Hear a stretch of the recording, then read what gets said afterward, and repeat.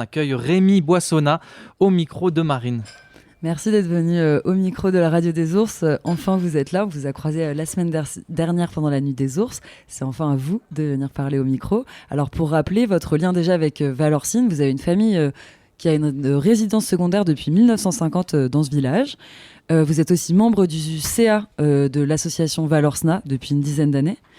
Et sinon, vous avez aussi vécu en Ukraine à 2 reprises. D'abord, vous avez découvert l'Ukraine en 2009, puis après de 2010 à 2012, vous y avez vécu.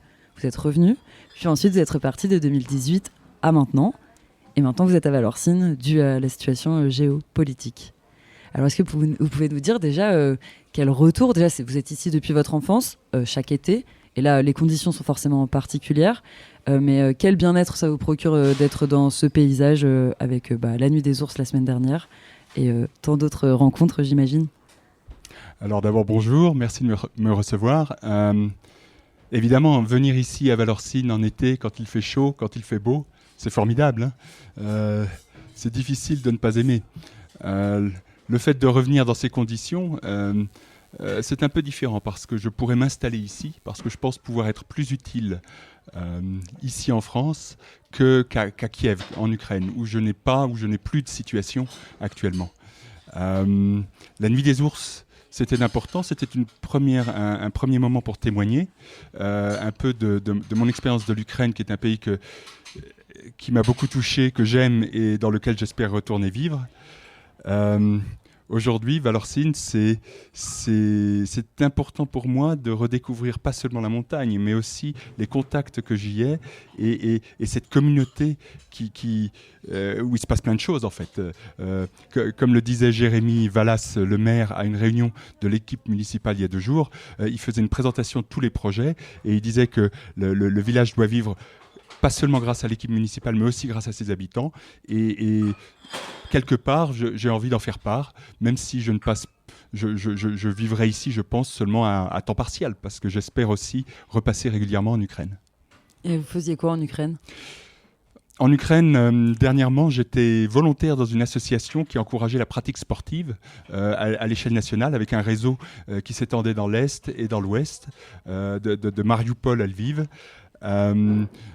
C'était une phase moins intense professionnellement parce que je sortais de 2 expériences de création d'entreprise, l'une en Géorgie où j'ai habité en fait entre 2013 et 2018 et puis l'une en Ukraine où j'avais aussi créé une école de langue qui n'avait pas vraiment marché et qui m'avait pas mal usé.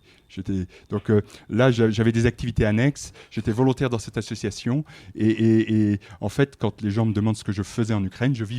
J'avais ma vie, mes amis et cette magnifique ville de Kiev dans laquelle je ne me lasse pas de marcher parce qu'il y a beaucoup de nature aussi. Pas la même, mais beaucoup de nature à Kiev. Et vous pouvez Rémi, nous parler de l'ambiance là-bas, de la vie là-bas à Kiev du coup ? Alors, je suis retourné j'ai quitté mon appartement. Au début de la guerre, j'étais à Kiev le 24 février et je me suis évacué, j'ai évacué début mars et je suis retourné pour la première fois début juillet dans la ville. J'ai revu des amis. Comment dire ? C'est compliqué parce que, alors matériellement, dans les supermarchés, on trouve de quoi manger. Il y a un peu moins de choix, mais pas grand-chose. On trouve maintenant de l'essence, donc ça va. Mais la vie, c'est pas simplement de satisfaire des besoins matériels. Et j'ai trouvé beaucoup d'amis fatigués de ne pas savoir, parce qu'on ne voit pas à la guerre en cours d'issue. On ne sait pas du tout comment ça va tourner. Et donc, à la fois les Ukrainiens pensent qu'ils vont gagner parce qu'ils pensent qu'il n'y a pas le choix. Et à la fois, on sent que la guerre a un coût pas seulement pour le pays, mais aussi pour ses habitants, et un coût psychologique très fort. Mon ami Vitali ne sait pas si il va devoir abandonner tout ce qu'il a construit à Kiev du jour au lendemain, si on va l'envoyer se battre, ou s'il faut qu'il attende et que ça va s'arranger au bout du compte. Donc il y a ça, il y a le fait qu'à Kiev, il y a encore un couvre-feu maintenant, et à l'approche du soir, les gens se précipitent dans les transports en commun pour essayer de ne pas se faire coincer dehors, parce que pendant le couvre-feu, il ne faut absolument pas être dehors. Et les rues se vident d'une manière très très particulière, qui me rappelle cette scène au début du film Le Dernier Métro, avec Catherine Deneuve et Gérard Depardieu. Un film où il commence, si je me souviens bien, pour les Parisiens, il est important de ne pas rater le dernier métro. Donc... la vie a repris à Kiev, il y a des alertes, il y a ce couvre-feu, la guerre est beaucoup plus proche, enfin la conscience de la guerre est beaucoup plus proche qu'elle ne l'était depuis 8 ans, parce que la guerre était déjà dans le Donbass. Donc la guerre n'est pas nouvelle, mais elle a pris une ampleur et une dimension existentielle pour l'Ukraine beaucoup plus forte aujourd'hui. Les Ukrainiens, si je peux rajouter cette chose, les Ukrainiens me disent aujourd'hui, c'est notre guerre d'indépendance. Ils veulent un découplage complet avec la Russie et c'est très compliqué parce qu'ils ont toujours une frontière commune avec la Russie. Et en ce moment, Kiev n'est pas une zone de combat, mais il y a aussi beaucoup de gens qui se battent et des zones de combat dans lesquelles la situation est autrement plus compliquée. Est-ce que vous êtes posé la question, vous, de rester, ou très rapidement, l'idée de partir était forcément obligatoire ? Alors, à Kiev, au 24 février, quand ça a commencé, l'une des choses que nous avons faites, moi et ma compagne, dans l'appartement, c'est d'essayer de se préparer à rester pour longtemps, si on était coincé, d'essayer de se préparer à partir pour longtemps, ou d'être prêt à partir à l'abri tout de suite si les bombardements arrivaient trop près. Et c'est extrêmement difficile de se préparer à tout ça. Rapidement, j'ai compris que j'allais partir, si je le pouvais, pour 2 raisons essentielles, je dirais. La première, c'est mon père qui avait 4 ans et demi en 1939 et qui voulait désespérément me voir rentrer. Il ne l'a pas exprimé, mais ça remuait en lui des choses très profondes, les souvenirs de la guerre, les Allemands à la maison, les bombardements, et une incertitude que même en tant que petit garçon, je pense, il comprenait. Et donc je suis rentré pour lui. La deuxième chose, c'est qu'aussi, dès qu'une guerre commence, beaucoup de certitudes qu'on a ici s'évaporent. Et on ne sait pas, tout peut basculer. Tout peut devenir très compliqué et on se focalise complètement sur la survie, les pharmacies ouvertes, est-ce qu'il y a des trains, les supermarchés, la sécurité, les abris, et je me rends compte qu'on met sa tête dans une petite boîte. On n'a plus de pensée libre, on n'est plus dans la poésie, on ne se laisse plus beaucoup de temps et les gens vivent comme ça sous pression mentale, psychologique très forte. Et donc je suis parti et je pense, je pourrais retourner, mais je ne contribue pas suffisamment à l'économie du pays aujourd'hui pour y retourner. Je pense que j'ai un rôle à jouer ici, comme à ce micro, pour parler de l'Ukraine, ce pays que j'aime tant, en fait. Merci beaucoup Rémi Boissonnat, vous restez avec nous, bien entendu. On marque juste une courte pause et on revient sur le 90.7 FM. On écoute Inconditionnel de Sodade. Je pars voir ta silhouette à ma porte. Non, non. Non, non, non, non, non. Je peux voir ta silhouette à ma porte, à la vie, à la mort. Ma haine est inconditionnelle, j'ai pendu leur mensonge à une corde. J'ai la raison à tort, car vérité est positionnelle. J'ai pas passé ma vie dans le noir, mes yeux je tout voir. La lumière est douce comme le miel. Ce soir plus d'étoiles dans le square, lueur d'espoir, ma rétine s'engouffre dans le ciel. Et si la rue te rappelle, est-ce que tu décroches ou pas courir après l'oseille, en faire des cauchemars, canaliser ta peine au fond d'un poche tard. Elle est loin la vie de rêve, elle t'arrache les viscères lorsqu'un proche part. Donc tu la kennes à t'en niquer la prostate. Cherche rédemption mais le karma te mais décroche pas. Hey, tu veux avoir la réussite sur un plateau. Aujourd'hui plébiscite mais demain ils te font la peau. Fredonne l'appel, la guerre se chante en vibrato. Plus rien à perdre mais dis-moi qui la faute. Y'a des années que j'ai perdu le sourire, vie meilleure dans le pire, les yeux cernés par le manque de sommeil. En ce moment je te suis, tu me fuis, t'avais poupée de cire pour t'oublier. Je roule du pollen, funambule car tu ne tiens qu'à un fil. Attiré par le vide, j'ai pas flou entre nous des colères. L'obscurité du monde se dessine, y'a plus de rose sans épines. Cherche le cœur qui bat sous la polaire. Ce soir la rue sera tienne, Tu rempliras ton cœur de débauche noire. Comme ta vision tu souris mes rêves d'autres partent en qu'à l'oubli pour te réveiller dans le coltard. Elle est loin la vie de rêve. Elle t'arrache les viscères lorsqu'un proche part. Donc tu la kennes à t'en niquer la prostate. Cherche rédemption mais le karma te me décroche pas. Hey, tu veux avoir la réussite sur un plateau. Aujourd'hui plébiscité mais demain ils te feront la peau. Fredonne l'appel à guerre se chante en vibrato. Plus rien à perdre mais dis-moi qu'il a faute. Pas voir ta silhouette à ma porte. Non. Pas voir ta silhouette à ma porte. Pas voir ta silhouette à ma porte. J'ai quelques bons souvenirs à gauche, puis je connais l'homme. Et moi je l'écoute, j'ai plus de fourche que d'oreillons. C'est pas la peine, t'auras ni mon cœur ni ma peau. Plus rien à perdre, et dis-moi qu'il a faute. On est de retour sur la radio des ours 90.7 FM au Café Comptoir à Valorcine, juste derrière la gare. Et Rémi Boissonnat est toujours avec nous sur le plateau. Rémi, vous avez habité à Kiev, vous y êtes retourné récemment et vous êtes au micro de la radio des ours. Et justement, je voulais avoir votre avis aussi sur le traitement médiatique de cette guerre en France. On a l'impression, là, ces derniers temps, de tomber dans une certaine même... routine, une sorte de quelque chose, on ne sait pas quand ça va se terminer, etc. Est-ce que, voilà, comment vous analysez ce traitement médiatique qui est fait en France ? Oui, alors il pourrait y avoir beaucoup de choses. La première, c'est que le premier jour de guerre, j'ai arrêté de suivre tous les médias internationaux. Je me suis mis dans une bulle de médias à Kiev en Ukraine pour trouver les informations locales qui me permettaient de gérer mes circonstances immédiates pour ma propre sécurité. Donc je n'ai pas forcément suivi le traitement médiatique français ou d'Europe de l'Ouest de la guerre. Mais on peut quand même dire des choses. C'est que la guerre a été couverte, et cette guerre est très documentée, elle a été couverte par les médias occidentaux, et c'est important pour la mobilisation de ces pays envers l'Ukraine. Aujourd'hui, on parle beaucoup moins de l'Ukraine. Il y a quelque chose de normal peut-être. Alors... mon message, et c'est le message que j'ai essayé de faire passer à la Nuit des Ours en étant guide d'un groupe entre les différents spectacles, c'est que la guerre, c'est pas seulement les combats. On nous montre à la radio des destructions, j'en ai vu quelques-unes en passant près de Kiev, mais c'est pas seulement les destructions, les combats, c'est aussi ça. Mais en temps de guerre dans un pays, il y a beaucoup de choses qui se passent, on fuit, et quand tout se passe bien, il n'y a pas de violence, il n'y a rien à montrer.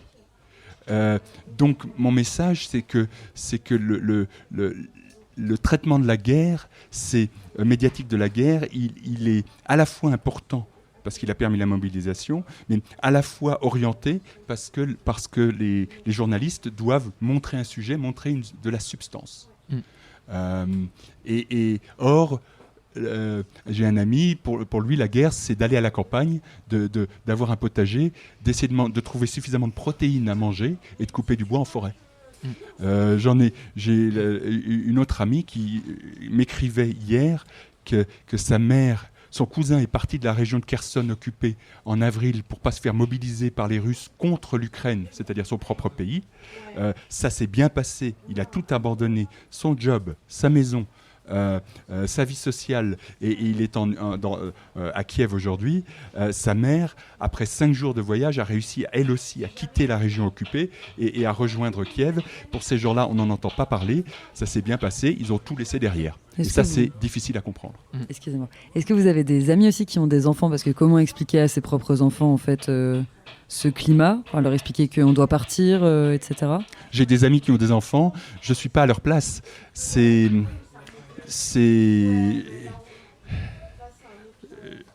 ne sais pas bien. Ce que je sais, c'est que ce qui se passe en Ukraine aujourd'hui va marquer ce pays et la Russie, je pense, et leurs relations, bien sûr, pour des générations. J'ai vu, après être parti, l'émergence de la haine.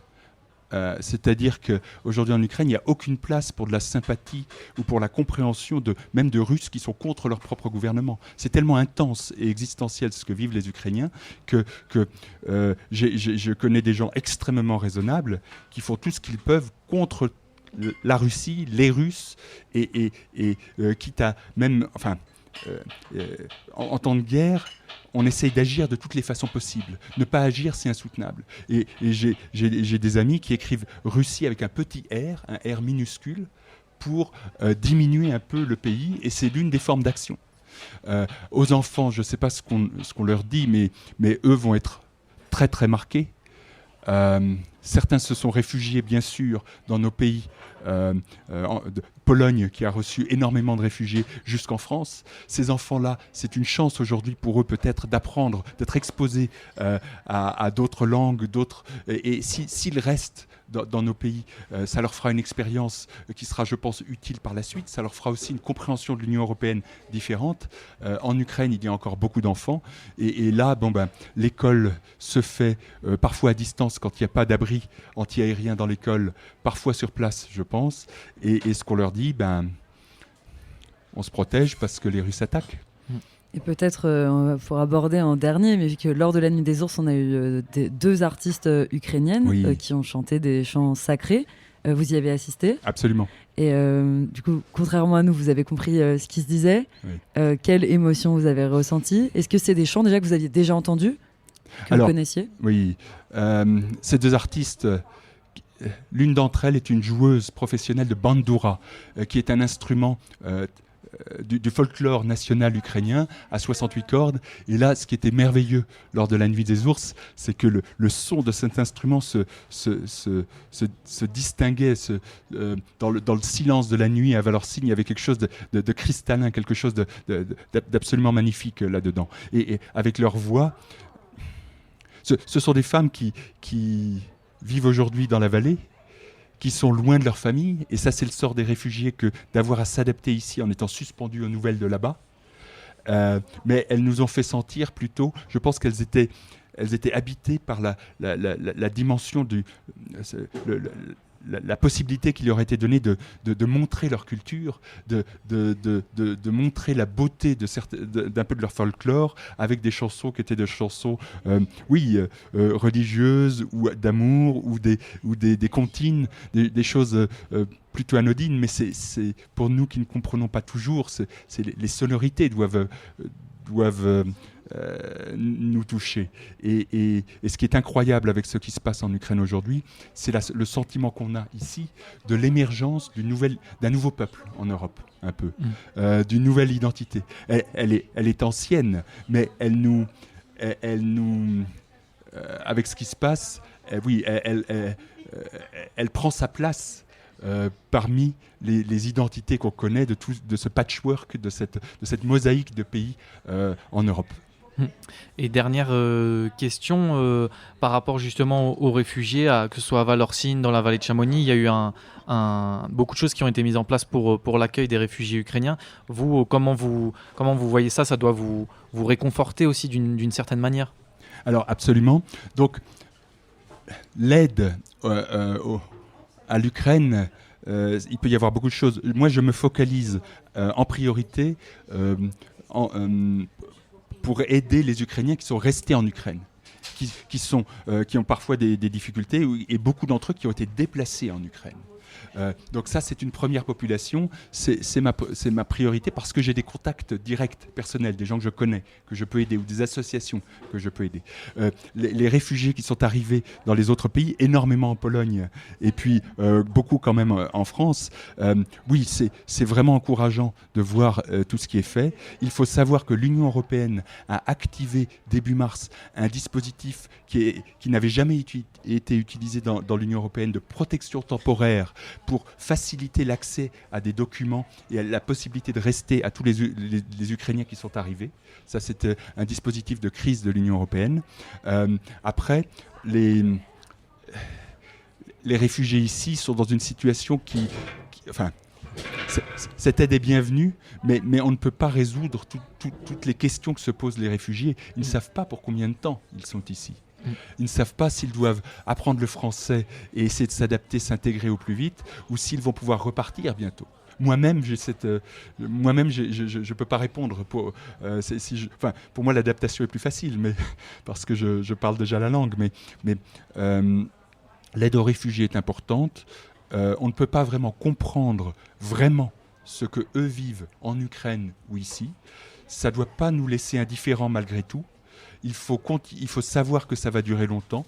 Donc, aider les Ukrainiens à s'intégrer pour ceux qui le veulent, et puis comprendre les Ukrainiens qui espèrent rentrer chez eux.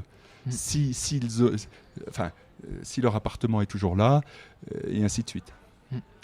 Merci beaucoup Rémi Boissonnas pour ce témoignage Merci précieux.